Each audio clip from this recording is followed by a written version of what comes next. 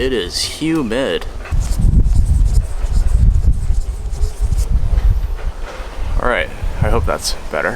Hey guys, so I know this is a bit of an unfamiliar background to you, and that's because I'm actually in Bali.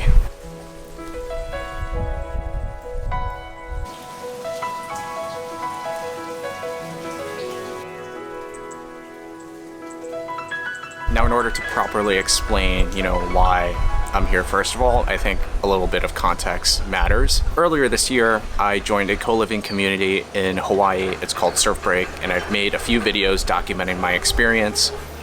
Hopefully you guys can't hear the construction next to me. But anyway, earlier this year, I went to Hawaii for about 2 months from May to July, and it was probably the most exciting and adventurous 2 months I've had in my life since the pandemic in 2020.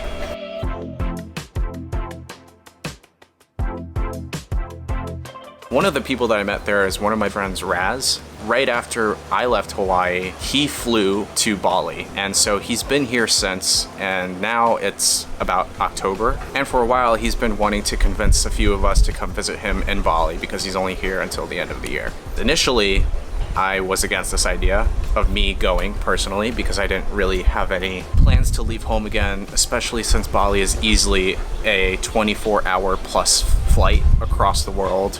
Not to mention, it is expensive to get there. So, when I first heard the idea, I thought it was crazy.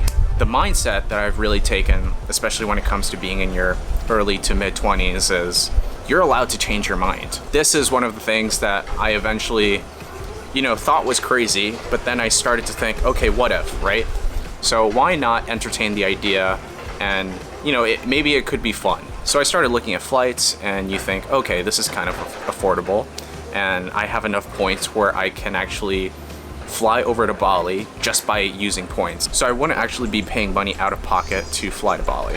So I was like, okay, that works. And I really thought to myself, what are the odds that one of your really good friends who has been in a foreign country already for a few months, knows the lay of the land maybe a bit better than you do? Like, what are the odds of that really happening? So do you really want to let this opportunity slip away? You're not going to be breaking the bank, but I do want to be home for the holidays and all of this stuff. So after going through all of the logistics and talking it out with my friends and parents, I realized, this could be a thing. So booked a ticket and really leaned into my spontaneous side that I've grown since going to Hawaii, and here I am.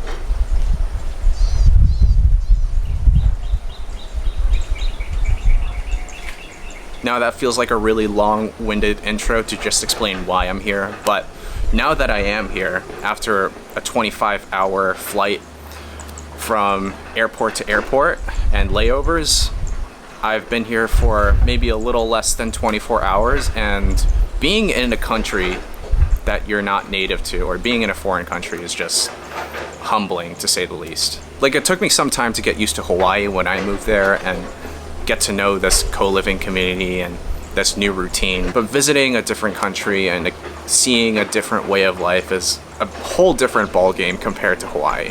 Hawaii pales in comparison. Because Hawaii is still a part of the US, and there are a lot of things about the US that I take for granted now that I'm in Southeast Asia. When I use the bathroom, I have to check the toilets for any friends that might pop out. Or the fact that when you drive on the left side instead of the right. Now, when you compare to New York City, I definitely don't have a pool in my backyard or rice fields right behind me. Not to mention, the cost of living in Bali can be pretty jarring when you come from a high cost of living area like New York. Probably the most expensive part of Bali is actually your plane ticket. So round trip for me, when I plan about a couple months in advance, is about $1,100 round trip, which, is a lot of money, but it also is relatively cheap compared to what the prices usually are. So that was another reason why I figured I could do this.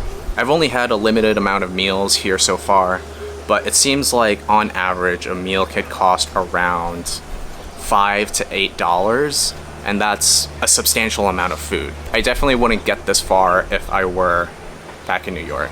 I mean, I could buy a drink maybe for $5 to $8. I haven't even had the chance to meet a bunch of people yet, but you know, Raz is here and he already has somewhat of a network, and through him I'd be able to hopefully make some cool new connections, meet new people.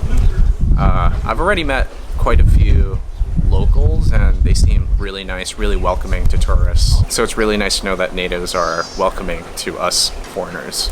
I really thought that I was going to be in New York for a longer period of time, or I wouldn't be traveling until 2023, but you know, life kind of just takes you in these random places, and when there's an opportunity like this, you know, why not? If it's within your means to do something like this, like go to a different country, like, I don't know, Thailand or Indonesia or Europe, you know, why not do it and see the world through a different lens and meet people whose life is so completely different from yours that you couldn't even imagine that it existed until now. That's kind of my intention with this trip, you know, with this channel, at least for the next few videos.